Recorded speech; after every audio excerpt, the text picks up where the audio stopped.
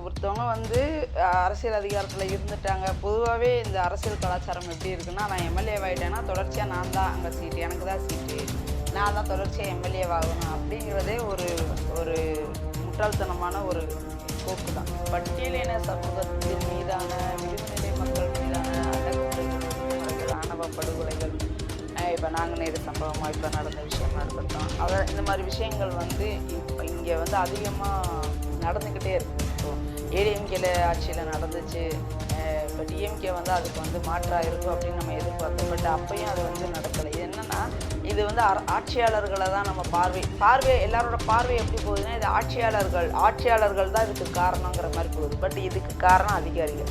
இல்லைங்க, ஓப்பனாக கேட்குறேங்க. முதல் கட்ட தலைவர்கள்லாம் திமுகவோட ஸ்லீப்பர்ஸ் எல்லாம் இருக்காங்க அப்படின்ற ஒரு தலைவர் வாயிலிருந்து வரட்டும், தலைவர் சொல்லட்டும். இதை தான் நாங்கள் எதிர்பார்த்துட்டு இருப்போமே தவிர மற்றவங்க வந்து திமுகவின் ஸ்லீப்பர்ஸில் அவங்களோட பார்வைக்கெல்லாம் நாங்கள் வந்து பதில் சொல்லிட்டு இருக்க வேண்டிய தேவையில்லை. ஆனால் நான் பேர் சொல்ல விரும்பலை, உங்களுக்கு புரியும்னு நினைக்கிறேன். ஆனால் சில பேர் என்ன இங்கே சொல்கிறாங்கன்னா, சிறுத்தைகள் வளர்ந்ததுக்கு காரணமே நான் தான் மாற்றத்துக்கிறாங்க. உங்களுக்கு புரிஞ்சிருக்கும் நான் யாரை சொல்கிறேன். சிறுத்தைகளோட வளர்ச்சிக்கு எங்கள் தலைவரை தவிர இங்கே கேள்வி புரியுது எனக்கு. ஆனால் நாங்கள் வந்து என்னன்னா, அவர் நினைக்கிறதெல்லாம் வந்து அவர் சொல்றதெல்லாம் வந்து யாரும் ஏற்றுக்க மாட்டாங்க. நேரடியாக சிறுத்தைகள்கிட்ட வந்து சொன்னாங்கன்னா அடி வாங்கி போயிடுவார். அது வேற விஷயம். எப்பவுமே பட்டியலின சமூகத்தினர் வந்து ஒரு பொது சமூக தலைவர்களின் கீழே தான் இருக்கணுமா? பட்டியலின சமூகத்தின் தலைவரின் கீழே பொது சமூகம் வரக்கூடாதா? இது என்ன விதமான பார்வை?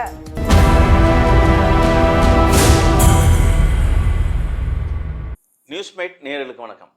இன்றைய நேர்காணலில் நம்மோடு இணைந்திருக்கும் சிறப்பு விருந்தினர் விடுதலை சிறுத்தைகளின் மாநில துணைச் செயலாளர் திருமதி தேனி இளமதி. வணக்கம். வணக்கம். ரொம்ப சந்தோஷத்தில் இருப்பீங்கன்னு நினைக்கிறேன். 8 சீட்டு, 2026 தேர்தல், அதுவும் இன்னொன்று உங்களுக்கு ஆர்ப்பரித்து இன்னொரு நிகழ்வு திருமாவளவன் அவர்களுடைய காட்டுமன்னார் தொகுதி திருவிழா கோலம் பூண்டுள்ளது அப்படின்னு பார்க்கலாம். 4 பேரில் அந்த 3 பேருக்கு சீட்டு மறுக்கப்பட்டிருக்கு. முதல்ல அதிலிருந்து நம்ம பேசுவோம்.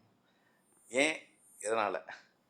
இல்லை, மறுக்கப்பட்டுச்சு அப்படிங்கிறத விட இங்கே வந்து ஒருத்தவங்க வந்து அரசியல் அதிகாரத்தில் இருந்துட்டாங்க. பொதுவாகவே இந்த அரசியல் கலாச்சாரம் எப்படி இருக்குன்னா, நான் எம்எல்ஏ ஆகிட்டேன்னா தொடர்ச்சியாக நான் தான் அங்கே சீட்டு, எனக்கு தான் சீட்டு, நான் தான் தொடர்ச்சியாக எம்எல்ஏ ஆகணும் அப்படிங்கிறதே ஒரு ஒரு முட்டாள்தனமான ஒரு போக்கு தான். நான் என்னை பொறுத்தளவு என்ன அப்படின்னு பார்த்தீங்கன்னா, இது வந்து ஒரு குறுநில மன்னரை தான் உருவாக்கும். ஒரு குறுநில மன்னருக்கான போக்கை தான் உருவாக்கும். இப்போ நீங்கள் எக்ஸாம்பிளுக்கு எடுத்துக்கிட்டிங்கன்னா, ஏடிஎம்கே டிஎம்கே எல்லா இடத்துலையுமே பார்த்தீங்க அப்படின்னா, நீங்கள் வந்து ஒரு ஒரு எம்எல்ஏனா ஒரு அமைச்சர்னா அவர் தான் அமைச்சர், ஒரு எம்எல்ஏனா அவர் தான் எம்எல்ஏ, சீட்டு அவருக்கு கன்ஃபார்மாக இருக்குது. அவர் போக தான் மற்றவங்களுக்கு வந்து கொடுப்பாங்க. புதுசாக வரவங்களுக்கு எங்கேயோ ஒரு இடத்துல அந்த இடத்துல இப்போ ஒன்று அந்த பழைய ஆள் வந்து ஒன்றும் இல்லாமல் போயிருக்கணும், இல்லை அவர் வந்து ஏஜ்டாகி வாஷ் அவுட் ஆகிருக்கணும். அப்படி இருந்தால் மட்டும்தான் இங்கே வந்து வேறு புதுசாக வாய்ப்பு தருவாங்க.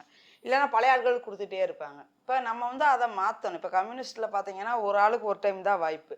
இப்போ இந்த மாதிரி ஒரு வாய்ப்பு வர்றப்போ தான் எளிய மக்களுக்கும் ஜனநாயகம், கடைசி மனிதனுக்கும் அதிகாரம் அப்படிங்கிற எங்கள் தலைவரோட அந்த கொள்கை முழக்கத்தின்படி ஒரு டைம் வாய்ப்பு அவங்களுக்கு கொடுத்தாச்சு. அவங்க எம்எல்ஏவாக இருந்துட்டாங்க, அவங்க அதிகாரத்தை நுகர்ந்துட்டாங்க. இன்னும் அதை விட கடைக்கோடி மக்கள் எவ்வளோ பேர் இருக்காங்களே, ஒவ்வொருத்தருக்கும் அந்த அதிகாரத்தை வந்து கொடுக்கணும் அப்படிங்கிறத தலைவரோட நோக்கம். அதுக்காக அது மாதிரி இல்லை, விமர்சனங்கள் பலவிதமாக இருக்கு. அதாவது எஸ் பாலாஜியாக இருக்கட்டும், ஆலம் ஷானவாஸாக இருக்கட்டும், பனயூர் பாபாக இருக்கட்டும், இவர்களெல்லாம் திமுகவின் கைக்கூலி. இந்த தேர்தலில் திருமாவளவனுடன் இந்த நகர்வு வந்து ஒரு வித்தியாசமானது. திமுகவின் அழுத்தத்தை தாண்டி இதை முடிவெடுத்திருக்கார் அப்படின்ற ஒரு விமர்சனம். விடுதலை சிறுத்தைகளுக்கான தொண்டர்கள் கிடையாது இவர்களெல்லாம், அதனால் சரியான முடிவு எடுத்திருக்காரு. ஆளுநர் ஷானவாஸ் இதுவரை விடுதலை சிறுத்தைகள் அலுவலகம் கூட வந்ததில்லை அப்படின்ற ஒரு பார்வையெல்லாம் முன் வச்சு ஒரு விமர்சனம் இருக்குது. இல்லை, ஆமாம். அதாவது வந்து பார்த்தீங்கன்னா, அவர் தொகுதியை மட்டுமே கவனம் செலுத்திட்டு இருந்தாங்க. இப்போ தொகுதிக்கான எம்எல்ஏ சட்டமன்ற உறுப்பினர் அப்படிங்கிறப்ப தொகுதி மேலே கவனம் செலுத்திட்டு இருந்தாங்க. எப்பயாவது ஒரு டைம் வந்து தலைமை அறிவிக்கிற தலைமை நிலையத்திற்கான கூட்டங்கள் அல்லது மேலிட பொறுப்பாளர்களுக்கான கூட்டம் அல்லது நிர்வாக குழுக்கான கூட்டம், அது மாதிரி உயர்மட்ட குழு கூட்டத்துக்கு மட்டும் வந்து அட்டன் பண்ணுவாங்க. மற்றபடி அவர் தொகுதியில் முழுக்க கவனம் செலுத்தினார். இப்போ வந்து இணையவாசிகள் வந்து பேசுவாங்க தான், எதை தான் பேசாமல் இருந்தாங்க, எல்லாத்தையுமே பேசிட்டு தான் இருப்பாங்க. ஆனால் அதுக்கெல்லாம் நம்ம காது கொடுத்தோம்னா வந்து அரசியலில் வந்து வின் பண்ண முடியாது. இப்போ அண்ணன் எஸ்எஸ் பாலாஜி அவர்களாக இருக்கட்டும், மற்றவங்களா இருக்கட்டும். எஸ்எஸ் பாலாஜி என்னால அப்போ நேற்று வர வேட்பாளர்கள் கூட கடைசி வர கூட இருந்து எல்லாத்துக்கும் வாழ்த்து சொல்லி அனுப்பிவிட்ட முதல் ஆள் அவர் தான். இப்போ யாருமே வந்து தலைவரோட இந்த விஷயத்த, இந்த கருத்தை, இந்த இந்த இந்த இந்த நிலைப்பாட்டை, இந்த முன்னெடுப்பை வந்து யாரும் தவறுன்னுலாம் சொல்லலையா. அவ எல்லாருமே அக்செப்ட் பண்ணிக்கிட்டு தான் இருக்காங்க. யாரும் இதை வந்து தப்பாவும் சொல்லலை, இது இல்ல ரைட்டாகவும் இந்த திரு வேட்பாளர்கள். திருமாவளவன் அவர்களே வேதனைக்கு உட்படுத்தப்படுறாரு. ம், என்ன ஏன் நீங்க தேர்ந்தெடுக்க சொல்றீங்க வேட்பாளரை? ஒரு கட்சியோட தலைவர், அவர் தான் தேர்ந்தெடுக்கணும். ம். ஆனா இங்க எனக்கு ஏன் இந்த நிர்பந்தம் கொடுக்குறீங்க அப்படின்ற ஒரு ஏன் வேதனையை வெளிப்படுத்துறாரு? இல்ல நிர்பந்தம் வருதுன்னப்போ ஒரு காலத்துல வந்து பாத்தீங்கன்னா எங்களுக்கு கட்சியில வந்து போட்டியிட வேட்பாளர்கள் கிடைக்கல. ம். வேட்பாளர்கள் இல்ல. இந்த இந்த சமுதாயம் வந்து பாத்தீங்கன்னா ஓட்டு போட மட்டுமே தெரிஞ்ச இந்த சமுதாயத்துல இன்னைக்கு வந்து அப்படி இருந்த சமுதாயத்தை அரசியலை நோக்கி நகர வச்சிருக்காரு முதல் வெற்றி. அரசியலை நோக்கி நகர்ந்து வந்தது அதிகாரத்தை நுகரணும் அப்படிங்கிற அந்த அடுத்த கட்ட நகர்வுக்கு கொண்டு வந்துட்டார். இது மிகப்பெரிய மாற்றம், ஒரு புரட்சி. இது இந்த மாதிரி ஒரு புரட்சி வந்து இதுவரை எந்த பட்டியலினத்துக்கான தலைவர்களை எடுத்துட்டு போகல, யாருமே எடுத்துட்டு போகல. அவங்க தன்னெழுச்சி அவங்க புரிஞ்சுக்கிட்டு அவங்க வந்து அரசியலை நுகர்ந்தாங்களே தவிர பொதுமக்களை, வெகுஜன மக்களை வந்து நம்ம கொண்டு வரணும், அரசியல் படுத்தணும், அவங்கள அதிகாரத்தை நுகர வைக்கணும் அப்படிங்கிறத வந்து யாருமே பண்ணலை. இவர் அதை பண்ணினாரு. இப்போ அது பண்ணிட்டாரு. இப்போ அதுக்கப்புறம் வந்து பார்த்தீங்கன்னா, இன்னைக்கு ஒரு காலத்துல வந்து போட்டியிட ஆள் இல்லாம வசந்தி தேவி அம்மையாரை வந்து வெளியிலேருந்து கூட்டிட்டு வந்து பெண் வேட்பாளர்கள் இல்லை, அதாவது இந்த இடஒதுக்கீடின் அடிப்படையில் பெண்களுக்கும் வாய்ப்பு கொடுக்கணும் அப்படிங்கிறதுக்காக வசந்தி தேவி அம்மையாரை கூட்டிட்டு வந்து வாய்ப்பு கொடுத்த காலமெல்லாம் இருக்குது, வேட்பாளராக நிறுத்தின காலமெல்லாம் இருக்குது. இப்போ அதையும் தாண்டி இன்னைக்கு எனக்கு உனக்குன்னு அடிச்சு மல்லு கட்டிக்கிட்டு வந்து கேட்குறாங்க.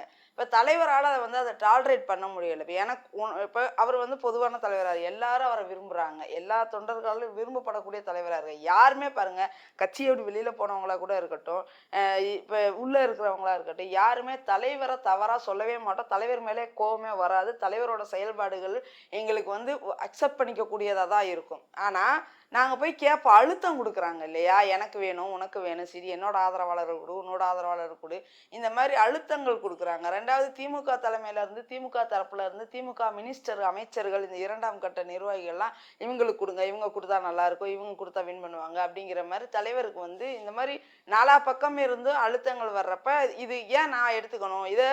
தலைவர் வந்து எப்பயுமே என்ன சொல்லுவாருன்னா, இப்போ ஆரம்பத்துலையுமே பார்த்தீங்கன்னா, உனக்கான பிரச்சனையை நீ போய் நின்று பேசு. ஒரு காவல் நிலையத்தில் போய் பேசுறேன்னா கூட எப்போ பார்த்தாலும் நானே வரணும்னு ஏன் எதிர்பார்க்குற? உனக்கான பிரச்சனையை, அந்த சட்டத்தை என்னன்னு தெரிஞ்சுக்கிட்டு நீ போய் பேசு, உனக்கு எல்லா உரிமையும் இருக்குது அப்படிங்கிறத கற்றுக் கொடுத்துருக்காரு. அதே போல தான் இது. இப்போ வேட்பாளர் அப்படிங்கிற ஒரு விஷயம் வர்றப்ப நீங்களே செலக்ட் பண்ணி எனக்கு சொல்லுங்கள். ஒரு மாவட்டத்தில் இருக்கீங்கன்னா, ஒரு மாவட்டத்தில் 15 பேர் கொண்ட குழு இருக்காங்க, 20 பேர் கொண்ட குழு இருக்குங்க, ஒரு 300 பேர் 400 பேர் அந்த அந்த அந்த அந்த அந்த இடத்துல ஒரு 300 400 பேர் வந்து அசம்பிள் ஆகுறீங்க, பெரிய மூத்த நிர்வாகிகள் அசம்பிள் ஆகுறீங்க. நீங்கள் சேர்ந்து ஒரு ஆளை முடிவெடுங்க, இவர் தான் வேட்பாளர் இந்த தொகுதிக்கு. ஏன்னா ஒரு தொகுதிக்கு ஒரு மாவட்ட செயலாளர் இப்போ போட்டிருக்கிறாரு, இந்த தொகுதிக்கு இவர் தான் வேட்பாளர், ஒருங்கிணைஞ்சு முடிவெடுத்துட்டு வந்து எங்களுக்கு கொடுங்க. இதை ஏன் எனக்கு வந்து இதை வந்து நீங்கள் டிமாண்ட் பண்ணுறப்ப என்ன ஒரு பாரமா இருக்கும். இதை வந்து கொடுக்குறப்ப அவருக்கு வந்து யாருக்கு கொடுக்குற, எல்லாருமே அவருக்கு வேணும் தானே. இப்போ நானும் வேணும், இப்போ நீங்களும் வேணும், மற்றவங்களும் வேணுங்கிறப்ப அவர் யாருக்கு ஒருத்தவங்களை கஷ்டப்படுத்தி ஒருத்தவங்களுக்கு கொடுக்கறதா அவர் வந்து ஃபீல் பண்ணுறாருன்னு நான் நினைக்கிறேன். ஒருத்தவங்களை ரொம்ப கஷ்டப்படுத்திட்டு ஒருத்தவங்களுக்கு சந்தோஷப்படுத்துறப்ப அதை அவருக்கு ஏற்றுக்கிற, பொதுவாகவே அவர் அந்த மாதிரி கேரக்டர் தான். புரியுது. எல்லாருக்கும் ஒரு சமமான எல்லாரையும் பார்வையை அதான் நீங்களே செலக்ட் பண்ணி கொடுங்க அப்படிங்கிற மாதிரி அவர். முக்கியமா இப்போ நீங்க போட்டியிட போகும் தொகுதிகள் காட்டுமன்னார் கோயில், கள்ளக்குறிச்சி, திண்டிவனம், அப்புறம் செய்யூர், பிறகு அரக்கோணம், பண்ருட்டி, பெரியகுளம், திருப்பூர். இதெல்லாம் எப்படி உங்களுக்கான வெற்றி தொகுதியா? இல்லை இப்போ 3 தொகுதிகள் டஃப் தான், கொஞ்சம் கஷ்டப்படணும். அரக்கோணம், திருப்பூரூர், பண்ருட்டி, இந்த 3 தொகுதிகள் கொஞ்சம் டஃப்பாக தான் இருக்கும். திண்டிவனத்தில் அண்ணன் கன்ஃபார்மாக இந்த வட்டம் ஜெயிக்க வச்சுருவோம், அதில் மாற்றமே கிடையாது. ஏன்னா திண்டிவனம் வந்து ஓரளவுக்கு வந்து சிறுத்தைகள் அதிகமாக இருக்கிற பகுதி. அதே போல் பெரியகுளம் ஆல்ரெடி வெற்றி தான், விசிகே எம்எல்ஏ தான். ஏன்னா என்னோட சொந்த தொகுதி அது, என்னோட ஓட்டே பானைக்கு தான். அப்போ வந்து இன்னும் நாங்கள் சிறப்பாக களமாடுவோம். சிறுத்தைகள் அடர்த்தியாக வாழக்கூடிய தொகுதி வந்து பெரியகுளம் தொகுதி. இப்போ அது அவ்வளோதான், வின்னு தான். அது எப்போ பெரியகுளம் தொகுதின்னு அறிவிச்சாங்களோ அங்கே யாரை வேட்பாளரானாலும் நிப்பாட்டினாலும் அவர் தான் எம்எல்ஏ. இப்போ மற்றவங்களோட பார்வை வந்து ஏடிஎம்கே அப்படிலாம் கிடையாது. லாஸ்ட்டாக டிஎம்கே வேட்பாளர் தான் டிஎம்கே கேண்டிடேட் தான் வந்து எம்எல்ஏவாக இருந்தார் சரவணகுமார்னு.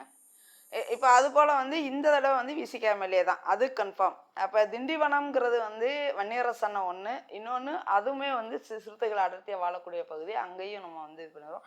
காட்டுமன்னார் கூட ஆஸ் யூஷுவல் அது எங்களோட கோட்டை, அது வந்து தலைவர் வந்து வின் பண்ணிடுவார். அதுக்கப்புறம் ஏற்கனவே கடந்த காலகட்டத்தில் கிட்டத்தட்ட எத்தனை வருடம் இருக்கும், தலைவர் 37 ஓட்டில் தோத்ததை நினைவு வச்சுங்க. அதை மறக்க கூடாது இல்லை நீங்க? மறக்க கூடாதுதான், அது திட்டமிட்ட சதி. அது அன்னைக்கு இருந்த மாதிரி என்னைக்கு இல்லை இல்லையா? நீங்க சொல்றது களம் மாறி இருக்குன்றீங்க.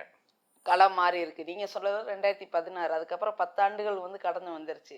இன்னைக்கு வந்து நேத்து வேட்பாளர் தலைவர்னு அறிவிச்ச அடுத்த செகண்ட் அங்க பட்டாசு வெடிச்சு கொளுத்தி அதை பெரிய பிரம்மாண்டமா ஒரு திருவிழா மாதிரி கொண்டாடிட்டாங்க பசங்க. அது மாதிரி வந்து ரொம்ப இதுவாக இருக்காங்க. இன்னும் கொஞ்சம் போயிட்டு உள்ளே போயிட்டு இதில் என்ன ஒன்று, டைரெக்டாக பாமகவும் விசிகவும் வந்து இதில் இப்போ வந்து மோதுது, அவ்வளோதான். இதில் கேண்டிடேட் வேட்பாளர் வந்து தலைவர் நட்சத்திர வேட்பாளர் நிற்கிறாரு, இது ஒன்று வந்து நமக்கு ஒரு பெரியது. அது மேலே திருப்போரூரில் வந்து பார்த்தீங்கன்னா பாலு நிற்கிறாரு, பாமக பாலு நிற்கிறாரு.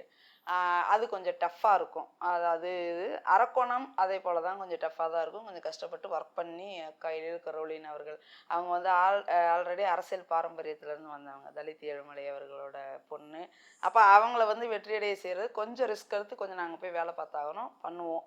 8க்கு 8 தலைவரோட கையில் கொடுக்கணுங்கிறது தான் இப்போதைக்கு எங்களோட ஒரே நோக்கம், வேறு எதுவுமே கிடையாது. 8க்கு 8 தலைவரோட கையில் கொடுத்து அவரை சந்தோஷப்படுத்தணும். அந்த சந்தோஷத்தை எங்கள் கண்ணால் நாங்கள் பார்க்குறோம், அந்த மகிழ்ச்சியை நாங்கள் பார்க்குறோம். வாழ்த்துக்கள். முக்கியமாக இந்த 8 தொகுதி, அதை விட முக்கியமான விஷயம் திருமாவளவன் சட்டமன்ற தேர்தலில் போட்டி. கிட்டத்தட்ட 3 வருட காலம் இன்னும் இருக்கு. பாராளுமன்ற உறுப்பினர், ஒரு பெரிய பதவி. உங்கள் தலைவர் எப்பவுமே அந்த குறிப்பிட்டு பேசும் வார்த்தை, அதிகாரத்தை நோக்கி பயணிக்கணும். அதிகாரம் இருந்தால்தான் நம்மளுக்கான அந்த தேவைகளை பூர்த்தி செய்ய முடியும். ஒரு பெரிய அதிகாரத்தை விட்டுட்டு இறங்குறாரு. ஏன் அந்த நிலைமை? எதுக்காக சட்டப்பேரவைக்குள்ள நுழையணும்னு ஆசைப்படுறாரு? இல்லை, சட்டப்பேரவைக்குள்ள நுழையணும்னு ஆசைப்படுறது என்னன்னா, இன்னைக்கு பட்டியலின சமூகத்தின் மீதான, விளிம்புநிலை மக்கள் மீதான அடக்குமுறைகள், ஒடுக்குமுறைகள், ஆணவ படுகொலைகள், இப்போ நாங்குநேரி சம்பவமாக இப்போ நடந்த விஷயமா இருக்கட்டும், இந்த மாதிரி விஷயங்கள் வந்து இங்கே வந்து அதிகமாக நடந்துக்கிட்டே இருக்குது. இப்போது ஏடிஎம்கேல ஆட்சியில் நடந்துச்சு, இப்போ டிஎம்கே வந்து அதுக்கு வந்து மாற்றாக இருக்கும் அப்படின்னு நம்ம எதிர்பார்த்தோம். பட் அப்பையும் அது வந்து நடக்கலை. இது என்னன்னா, இது வந்து ஆட்சியாளர்களை தான் நம்ம பார்வை எல்லாரோட பார்வை எப்படி போகுதுன்னா, இது ஆட்சியாளர்கள் தான் இதுக்கு காரணங்கிற மாதிரி போகுது. பட் இதுக்கு காரணம் அதிகாரிகள். இப்போ இந்த அதிகாரிகளை கண்ட்ரோல் பண்ணோம்னா நமக்கு அந்த துறை ரீதியான பொறுப்பு நம்ம கைக்கு வரணும். இந்த அதிகாரம் நம்ம கைக்கு வரணும். அந்த அறிக்கை இருக்கு இல்லையா, அது ஒரு பெரிய சூட்சமிக்க ஒரு வார்த்தைகள்.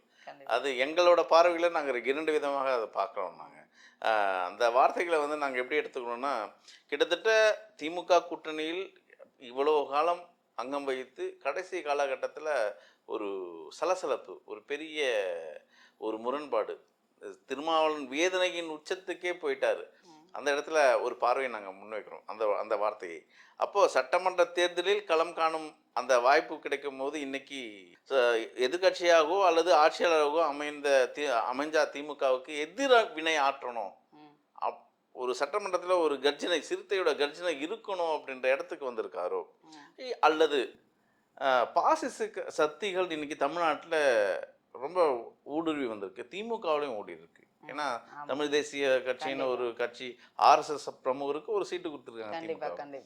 குறிப்பா தேமுதிக ஒரு பாஜகவை சார்ந்த கட்சியா தான் நம்ம பார்க்கணும். கடந்த காலத்துல அமித்ஷாவுக்கும் மோடியோட இணைந்து ஒரு பிசைந்த மாவு போல தான் செயல்பட்டாங்க தேமுதிக. ஒரு மதவாத சக்தியா தான் பார்க்குறோம். சாதி அடிப்படையில் இன்னைக்கு அவங்க ஒரு 10 இலக்க, உங்களை விட 2 இலக்கு அதிகமாக வாங்கியிருக்காங்க. அப்போ இதெல்லாம் வந்து திருமாவளவன் அவர்களுக்கு ஒரு பெரிய நெருடல் ஏற்பட்டிருக்கு. நமக்கான அதிகாரத்தை இங்க இழக்கிறோம், நம்ம மேலே போய் வேலை செய்யறதை விட இங்க நம்ம சட்டமன்றத்துக்கு வரணும் அப்படின்ற ஒரு பார்வை முன்னெடுத்து பயணிக்கிறாரோ. 2 கல் ஒரு மாங்கான்னு சொல்லுவோம் இல்லையா, அந்த இடத்துக்கு வராரா?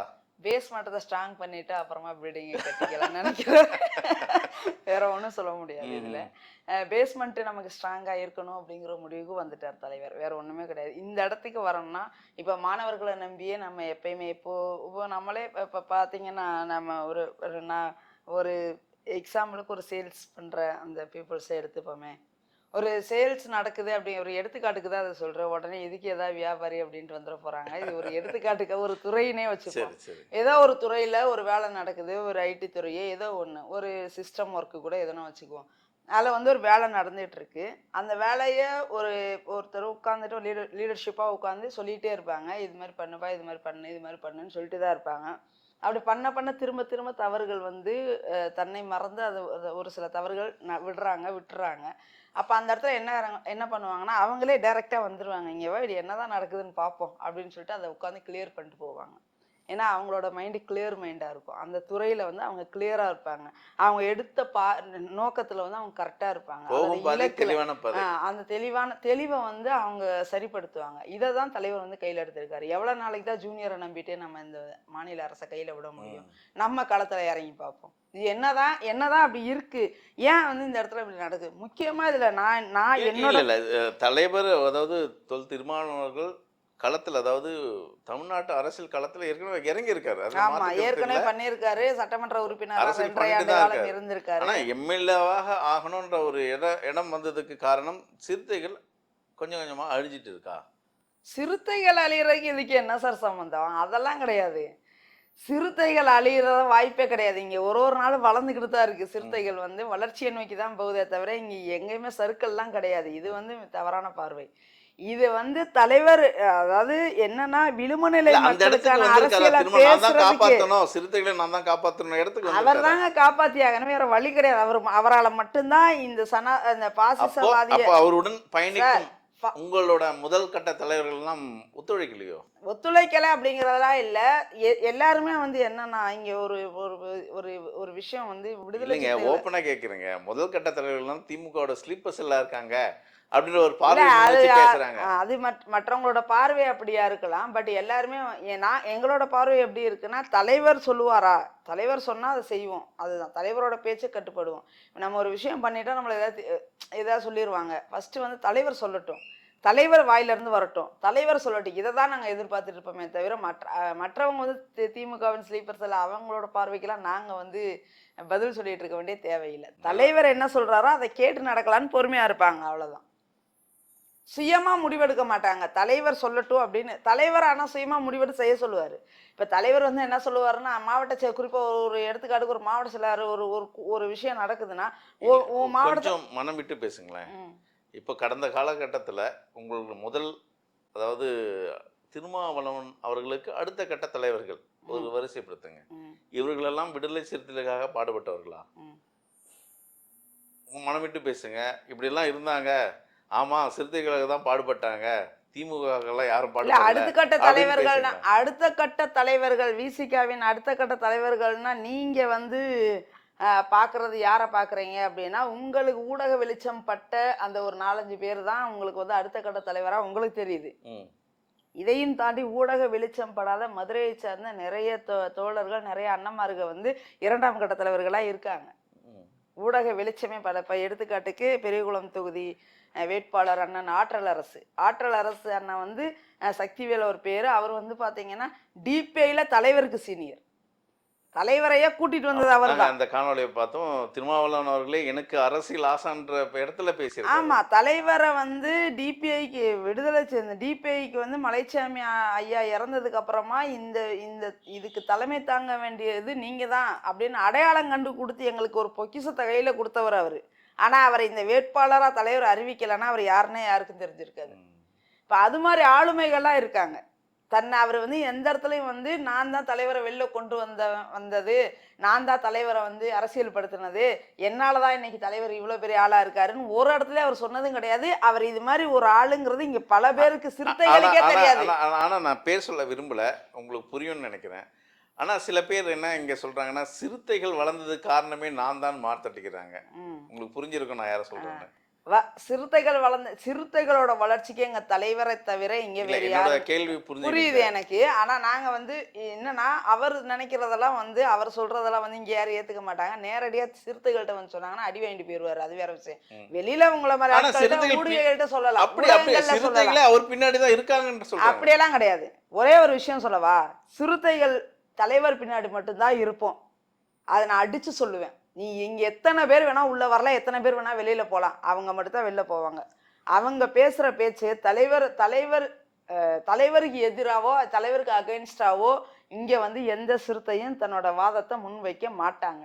வேணா எங்களால அடையாளப்பட்டவங்களா வேணா அவருங்க இருக்கலாம், அவங்க வந்து கட்சியால அடையாளப்பட்டிருக்கலாம், அவங்க வேணா அவங்களோட வரவை அவங்க வேணா எடுத்து பார்க்கலாம், விசிகாவுக்கு முன் விசிகாவுக்கு பின் அப்படின்னு சொல்லி அவங்க எடுத்து பார்க்கலாமே தவிர அவங்க வந்ததால தான் விசிகா அப்படின்லாம் கிடையாது. அவங்களுக்கு முன்னாடி அவங்க அப்பா, அவங்க தாத்தா, அவங்க பாட்டன்லாம் இங்கே வந்திருக்கிறாங்க கட்சியில்.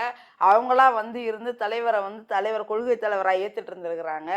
அவங்களோட வளர்ச்சியெல்லாம் இங்கே மிக பயங்கரமாக இருந்திருக்குது. இருந்தாலும் ஒரு வாய்ப்பு, ஒரு அதிகாரத்தை கொடுத்து பார்ப்போம் அப்படிங்கிறக்காக தலைவர் வந்து கொடுத்து பார்த்தாரு. அந்த நன்றியை மறந்து அவங்க வந்து பல பேரை ஸ்லீப்பர் செல்ஸை உருவாக்கி வலைத்தளங்களில் எழுதலாம், வைக்கலாம். அதை வந்து சிறுத்தைகள் எந்த சிறுத்தையும் இப்போ வர அப்படி ஒரு எங்கேயாவது ஒரு பதிவு இருந்துச்சுன்னா நீங்கள் காட்டுங்க. விடுதலை சிறுத்தையாக இருக்கிறவங்க யாராவது ஏதாவது ஒரு பதிவு போட்டிருக்காங்க, அது மாதிரி ஆதரவாக போட்டிருக்காங்க, நீங்கள் வேணால் எடுத்து காட்டுங்க, நான் வேணால் ஏற்றுக்கிறேன். மற்றவங்க பண்ணுறதுக்கு நாங்கள் பொறுப்பு கிடையாது. விசிக சிறுத்தைகள் யாரும் ஏற்றுக்க மாட்டாங்க. சரி, இப்படி ஒரு ஒரு ஒரு வேறு விதமாக கூட நான் ஒரு கேள்வி இதை வைக்கிறேனே. இப்போ நீங்கள் பல ஆண்டு காலமாக நீங்கள் சிறுத்தைகளை பயணிக்கிறீங்க, நீங்கள் சமுதாயத்தை சார்ந்தவரும் கூட. ஆனால் இங்கே இப்போது அறிவிக்கிற வேட்பாளராகட்டும், முந்தைய காலகட்டத்தில் அறிவித்த உங்களுக்கு இருந்த வேட்பாளராகட்டும், உங்களுக்கான சமுதாயத்தை தாண்டி மற்றவர்களுக்கு அங்கே சீட்டு கொடுக்குறாங்க இல்லையா? ஆனால் அந்த சமுதாயத்துக்கான அங்கே உங்கள் சமுதாயத்துக்கு அங்கே வேலை செய்கிறாங்களான்னா அங்கே ஒரு கேள்விக்குறி. நீங்கள் இதை எப்படி பார்க்குறீங்க? இல்லை, பொது சமூகத்துக்கு வாய்ப்பு கொடுக்குறத சொல்கிறீங்களா? இல்லை, நான் எங்களோட பார்வை என்னன்னு பார்த்தீங்கன்னா, இன்னைக்கு பட்டியலின இல்லை, அதாவது நீங்கள் மட்டும்தான் விடுதலை சிறுத்தைகள் மட்டுமே மற்றும் திருமாவளவன் மட்டுமே என்ன சொல்கிறோன்னா, இது எங்கள் சாதியை தாண்டி ஒடுக்கப்பட்டவருக்கும் தாழ்த்தப்பட்டவரான கட்சி, இது ஒரு பொது சமத்துவ கட்சி அப்படின்றாரு. எல்லாருக்குமான கட்சி. ஆனால் மற்ற தலைவர்கள் தமிழ்நாட்டிலாகட்டும் மற்ற மாநிலங்களாகட்டும் விடுதலை சிறுத்தைகளை பார்த்தாங்கன்னா இது சாதிய கட்சி, இது தலித்துக்கான கட்சி, இவர் திருமாவளவன் அவர்கள் தலித்துக்கான தலைவர், இப்படிதான் பாக்குறாங்க. ஆமா, ஒரு பொது தலைவரா பார்க்கல. ஆமா, அது நீ அந்த இடத்துக்கு இருக்கீங்க இல்லையா? இல்ல, அது ஏங்க அவங்க பாக்குறதுக்கு நாங்க அவங்களோட புத்தி அப்படி இருக்கிறப்போ நாங்க ஏன் அதுக்கு பதில் சொன்னீங்க? அவங்களதான் கூப்பிட்டு உங்களுடைய சமுதாயத்தை வளர்க்கலாமே, அந்த இன்னொரு 4 சீட்டு அவங்களுக்கே தரலாமே. இப்போ எங்களுக்கு வந்து இப்போ எத்தனை பட்டியலின சமூக தலைவர்களை, எத்தனை அம்பேத்கர் இயக்க தலைவர்களை மற்ற சமூகத்தினர் வந்து ஏத்துட்டு இருக்காங்க, அதுக்கு உங்களால பதில் சொல்ல முடியுமா? இன்னைக்கு தமிழ்நாட்டில் எத்தனையோ அம்பேத்கர் இயக்கங்கள் இருக்கு. எல்லா இயக்கங்களையும் எல்லா சமூக மக்களும் ஏத்துக்கிற வாய்ப்பு இருக்கா? விடுதலை சிறுத்தைகளை ஏத்துக்கிட்டு உள்ள வர்றாங்கல்ல. இங்கே போட்டி போட்டு வந்து அந்த இப்போ போன வாரத்தில் நடந்த விருப்ப மனுவில் வந்து பார்த்தீங்கன்னா கிட்டத்தட்ட ஒரு 1000-1500 விருப்ப மனு மட்டுமே மாற்று சமூகத்தினர் வந்து எனக்கு விடுதலை சிறுத்தைகளை நான் பயணிக்க நான் தயாரி, எனக்கு வேட்பாளர் வாய்ப்பு கொடுங்க, எனக்கு இந்த இந்த இந்த அரசியல் அதிகாரத்தில் நுகர்றதுக்கு எனக்கு ஒரு வாய்ப்பு கொடுங்கன்னு சொல்லிட்டு வந்து கட்டியிருக்காங்களே. 1500 பேருக்கு மேலே கட்டியிருக்காங்களே மாற்று சமூகம், பொது சமூகத்திலிருந்து வந்து எந்த பட்டியலின சமூகத்தின் தலைமையின் கீழ் இது மாதிரி போயிட்டு இருக்காங்க. இப்போ இந்த ஒரு மாற்றத்தை இவர் உருவாக்கி இருக்காருல்ல. எப்பவுமே நான் என்ன கேட்குறேன், எப்பவுமே பட்டியலின சமூகத்தினர் வந்து ஒரு பொது சமூக தலைவர்களின் கீழே தான் இருக்கணுமா? பட்டியலின சமூகத்தின் தலைவரின் கீழே பொது சமூகம் வரக்கூடாதா? இது என்ன விதமான பார்வை? ஒரு பட்டியலின சமூகத்திற்கான தலைவர் இவர், அந்த தலைவனின் கீழே ஒரு பொது சமூகத்தின் மக்கள் வந்து ஒன்று சேர்றதா ஏன் உங்களால் ஏற்றுக்க முடிய மாட்டேது? இதை என்ன ஒரு கேள்வியா? ஏன் அவங்களுக்கு வாய்ப்பு தரீங்க, ஏன் பட்டியலின சமூகத்துக்கு தான் வாய்ப்பு கொடுக்குறோம் அப்படின்னு ஏன் சொல்றீங்க? எங்க தலைவரோட தலைமையை எல்லாரும் ஏத்துட்டு வர்றது எங்களுக்கு சந்தோஷம், எங்களுக்கு மகிழ்ச்சியா இருக்கு. நாங்க சொல்லல திமுக கூட்டணியில நீங்க அங்க வைக்கிறது எல்லாத்துக்கும் தான் கேள்வி. திமுக கூட்டணியில அவங்க சொல்றாங்க உங்களுக்கு தேவை தனி தொகுதி தான், நீங்க அங்க நின்னா போதும், ஏன் நீங்க அதிகமா ஆசைப்படுறீங்க? நீங்க சொல்றத கேக்குறதுக்கு நாங்க கட்சி நடத்தல, அவங்க கேட்டு இருக்கணும்ல கேள்வி. அதனாலதான் 2 பொது தொகுதி வாங்கி இருக்காரு. இப்போ கொடுத்தது 8 தான், கொடுத்தது 8. பொது தொகுதியில யாரு நிறுத்துறீங்க? 8லயுமே வந்து பொது தொகுதியில வந்து ஒருத்தர் இஸ்லாமியர் சிறுபான்மையர் கொடுத்திருக்கிறோம், ஒருத்தர் பிற்படுத்தப்பட்டோர். அப்ப ஏன் தலித் நிக்க வைக்கல? தலித்தை வந்து எல்லாத்துக்குமே தலித்தே தெரியுதுன்றீங்களா? அப்படி கிடையாது, எல்லா இடத்துலயுமே தலித்தையே நிறுத்திட்டோம் அப்படின்னா பொது சமூகத்துக்கு எப்படி வாய்ப்பு கொடுப்போம்? எங்களை நம்பி வர பொது சமூகத்துக்கு எங்க தலைவரா ஏத்துட்டு வரவங்களுக்கு எப்ப நாங்க வாய்ப்பு கொடுப்போம்? அதுல ஒரு கேள்வி, அந்த இடத்துல ஒரு கேள்வி வருது இல்ல. அப்ப அவங்க இப்போ இவங்க வந்து எங்களை தலைமையை ஏத்துக்கிட்டு வர்றாங்க, தலைவருக்கு பின்னாடி வரணுங்கிறாங்க. ஒரு சமத்துவத்தை எதிர்பார்க்கிறவங்களால மட்டும்தான் எங்க தலைவரோட தலைமையை ஏத்துக்க முடியும். எனக்கு வந்து சாதி இல்லை, மதமும் இல்லை, எனக்கு வந்து சமத்துவம் தேவை, எனக்கு சனாதனம் தேவை கிடையாது, நான் வந்து சாதியற்ற சமூகத்தில் வாழ விரும்புகிறேன் அப்படின்றவங்க மட்டும்தான் எங்கள் தலைவரோட தலைமையை ஏற்றுக்க முடியும். அப்படி உள்ள வர்றவங்களுக்கு இந்த சமூகத்தால் கொடுக்கப்பட்ட அந்த அப்போ இப்படி ஒரு வச்சுக்கலாமா, சமூகம் உங்களை இன்னும் அங்கீகரிக்கலாம், அப்படி வச்சுக்கலாமா? ஆமாங்க, அங்கீகரிக்கல தான். இப்போ வந்து ஒரு 8% ஒரு அது அங்கீகரிச்சிருக்காங்கன்னு நான் வச்சுக்கலாம், அவ்வளோதான். பொது சமூகம் வந்து லீடர்ஷிப், ஒரு பட்டியலின சமூகத்திற்கான லீடர்ஷிப்பை ஏற்றுக்கிறதுக்கு ஒரு 8% அவ்வளோதான். மிச்சம் பேர் அவ்வளோ பேரை ஏற்றுக்க வைக்கணும், ஒரு 50%ஆவது ஏற்றுக்க வைக்கணும். இதுதான் நோக்கம். மக்களை ஏற்றுக்க வைக்கணும். நீங்கள் பயணிக்கும் திமுக கூட்டணி அவங்களே ஏற்றுக்கல உங்களை. இல்ல, திமுக கூட்டணி ஒரு அரசியல் ஒரு கௌரவமான பார்வையில தமிழக வாழ்முறை கட்சியின் தலைவர் வேல்முருகன் வெளியே வந்துட்டாரு. ஏன் திருமாவளவன் வெளியே வரல? பல சலசலப்பு, பல அழுத்தங்கள். இல்லைங்க, பல அழுத்தங்கள் எல்லாத்தையும் தாண்டி இப்போ நீங்கள் நானே இவ்வளோ நேரம் பேசிட்டு இருக்கோம். ஆனால் இந்த முடிவு எங்கள் தலைவர் எடுக்கிறதுக்கு அவருக்கு எவ்வளோ வலி இருந்திருக்கும், அதை எவ்வளோ வேதனை அனுபவிச்சிருப்பாரு எங்களுக்கு மட்டும்தான் தெரியும். இப்போ வேல்முருகன் வந்து வேகமாக ஈஸியாக தூக்கி எரிஞ்சிட்டு வந்துட்டாரு அப்படின்னா, நீங்கள் சொன்ன இந்த சமூகத்தின் பார்வை இருக்குல்ல, அவர் மேலே பார்க்குறது வேற மாதிரி இருக்கும். ஆனால் நாங்கள் அவசரப்பட்டு அதை விட்டு வெளியில் வந்துட்டோம் அப்படின்னா, எங்கள் மக்கள் பட்டியலின சமூகத்துக்கான இந்த அரசியல் அதிகார நுகர்வு இருக்கு இல்லையா, அது அங்கே அப்படியே இதாகி நின்றும். நீங்கள் சொல்லலாம் 234 தொகுதியில் நீங்கள் தனிச்சு போட்டியிட வேண்டியதானே அப்படின்னு. கன்னியாகுமரி முதல் கும்மிடிப்பூண்டி வரை சிறுத்தைகள் இல்லாத இடமே கிடையாது. பொது கட்சினும் அறிவிச்சுக்கிறீங்க, கண்டிப்பா எல்லாருக்குமான தலைவரும் அறிவிக்கிறீங்க. நின்று பார்ப்போம் எவ்வளவுதான் இல்லை, நின்று பார்ப்போம் அப்படிங்கிறது வந்து அதுக்கான நேரம் இது இல்லை. இந்த 2026 தேர்தல் அதுக்கான நேரம் கிடையாது.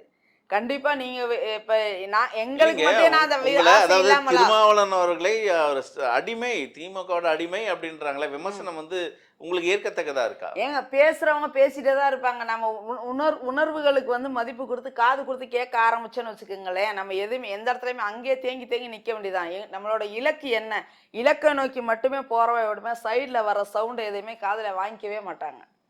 இப்போ சைடில் வர்றது எனக்கு வந்து தேவையே கிடையாது. இப்போ ஒரு பஸ்ஸில் போகிறவங்க வந்து சீட்டில் உட்காந்துட்டு வர்றவங்க வந்து தொங்கிட்டு வர்றவங்கள பார்த்தியா, இப்போ இப்படி தொங்கிட்டு வர்ற, ஏன் இப்படி தொங்கிட்டு வர்றதெல்லாம் கீழே விழுந்துட்டா என்ன ஆகுறது அப்படின்னு நக்கல் பண்ணி கிண்டல் பண்ணி பேசத்தான் செய்வாங்க. தொங்கிட்டு வர்றவனுக்கு தான் தெரியும் அதோட வழி, போகக்கூடிய இலக்கு எந்த இடம், நான் எங்கே போகிறேன். இடம் கிடைக்காம தொங்கிட்டு வரல, போகக்கூடிய இலக்குக்கு நின்றுக்கிட்டாவது படியில் தொங்கியாவது போய் அந்த இடத்த போய் சேரணுங்கிறதா அவங்களோட இலக்கு. கஷ்டப்பட்டாவது போய் ரீச் ஆனதுக்கப்புறம் யார் கேள்வி கேட்க போகிறா? போகிற வரதான் இந்த அங்கே போய் அடையும் வரை இந்த மாதிரி கேள்வியெல்லாம் வரும். போய் இறங்கிட்டோம்னா, போய் அந்த இடத்த ரீச் ஆகிட்டோம்னா, அதுதான் இலக்கை நோக்கி போகிறோம். அப்படிங்கிறப்ப அந்த இலக்கு என்னவோ அது மட்டுமே எங்கள் தலைவர் கவனம் செலுத்துறாரு. இல்லை 8, 6, 2, 4 என்னன்னோ அவங்க என்ன வேணால் பேசுகிறதெல்லாம் பேசட்டும், அடிமைன்னு சொல்லட்டும். தலைவர் வந்து இன்னும் நாங்கள்லாம் பார்த்தோம்னா எங்களுக்கெல்லாம் அவ்வளோ கோவம் வருது உள்ளுக்குள்ளே போய் பேசுகிறதுக்கெல்லாம். நான்லாம் ஃபேக் ஐடியில் போய் அசிங்கமாக பேசிட்டு வந்துடுவேன். என்ன ஒரிஜினல் ஐடியில் பேச முடியாது. அடையாளம் தூக்கி போட்டு இந்த மாதிரி விடுதலை சித்தை சேர்ந்த திருமாத்தங்கை தேனி இளமதி வந்து இப்படி பேசுதுன்னு சொல்லிட்டு அதையும் ஸ்க்ரீன்ஷாட் எடுத்து பேசுவானுங்க. அந்த பாலிமர் மாதிரி ஊடகங்கள் வந்து என்னை சுத்தமாகவே பேரை போட்டு நாசம் பண்ணுவானுங்க. ஃபேக் ஐடியில் போயிட்டு அசிங்கமாக பேசிட்டு வந்துடுறது, என்னென்னவோ போடுறானுங்க, அடைப்பு எடுக்கிறாருன்றானுங்க. அவன் மனசாட்சியோட பேசுறானுங்களா என்னன்னே தெரியல, எவ்வளவு வன்மத்தை கொட்டுவானுங்கன்னே தெரியல. அவ்வளவு வன்மத்தை இன்னும் கொட்டுறானுங்க இந்த காலத்துலயும். சாதிய வன்மம் தான், வேற என்ன இருக்கும் அதுல? சரி, நீங்க நல்ல ஒரு பாயிண்ட்டுக்கு வந்திருக்கீங்க. இன்னும் தமிழ்நாட்டில் தீண்டாமை சுவர் இருந்துட்டு தான் இருக்கு. கண்டிப்பா இருக்கு. குவளைகள் இருந்துட்டு தான் இருக்கு. இன்னும் காலில் அணியாமல் நடக்கும் தெருக்கள் இருந்துட்டு தான் இருக்கு. இதுக்கெல்லாம் குரல் கொடுக்க வேண்டிய திருமாவளவன் அதுக்காக தான் மாநில அரசியலுக்கு வந்திருக்காருங்க. அதுக்காக தாங்க மாநில அரசியல கவனம் செலுத்துறாரு. இப்போ இது எல்லாத்தையுமே ஒரு ஜர்க்கா உருவாக்கி தானே இருக்கோம். நாங்கள்லாம் எதிர்பார்க்கவே இல்லை. தலைவர் வந்து கடைசியாக அப்படியே ஹீரோ என்ட்ரி கொடுக்குற மாதிரி காட்டு மன்னார் கோயிலில் தொல்காப்பியன் திருமாவளவன் ஐயன் நான் போட்டியிடுகிறேன் அப்படின்னு சொன்னப்போ வெரி ஷாக்கு. நாங்கள் அவ்வளோ ஷாக் ஆகிட்டோம். ஆனால் கேட்ட உடனே அடுத்த 10வது நிமிஷம் வந்து அவ்வளோ சந்தோஷம் எங்களுக்கு. கேட்டோடனே ஷாக், என்னடா இப்படி முடிவு எடுத்துட்டாருன்னு. அப்புறம் உட்காந்து அப்புறம் எல்லாரும் பேசுகிறப்போ வைக்கிறப்போ தலைவரோட அந்த நோக்கம் வந்து தெரிகிறப்போ ஓகே, எல்லாருமே ஹாப்பி. இப்போ அதுக்காக தான் அவர் உள்ளே வர்றாரு. இந்த தீண்டாமை இன்னும் இருக்கு. எவ்வளோ நாள் தான், 30 வருஷ காலம் ஆயிடுச்சு. அரசியல் வாழ்க்கை தேர்தல் பாதையை தேர்ந்தெடுத்தே 25 ஆண்டுகளுக்கு மேலே ஆகி போயிடுச்சு.